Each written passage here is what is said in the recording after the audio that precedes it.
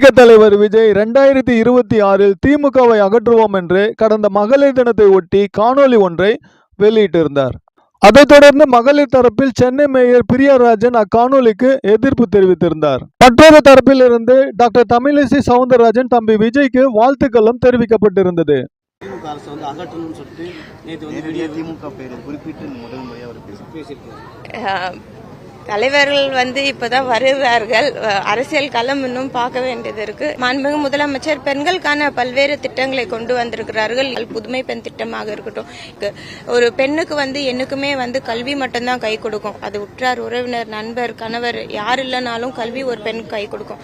அப்பேற்பட்ட சிறந்த கல்வியை இன்றைக்கு நம்ம மாண்புமிகு முதலமைச்சர் அவர்கள் பெண்களுக்கு முன்னெடுப்பு கொடுத்து வழங்கி வருகிறார்கள். தம்பி விஜய நான் பாராட்டுறேன். இன்னைக்கு மகளிர் தினத்துக்கு வாழ்த்து சொல்லும் போது நேரடியா அப்புறப்படுத்தப்பட வேண்டிய ஒரு கட்சி திராவிட முன்னேற்ற கழக ஆட்சின்னு சொல்லி இருக்கிறாரு. அதுதான் எங்களது குறிக்கோளும்.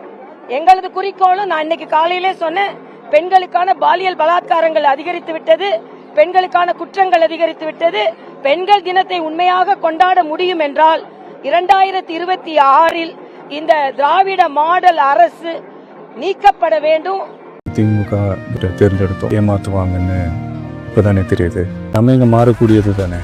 2026 இவங்களை மாற்றுவோம்.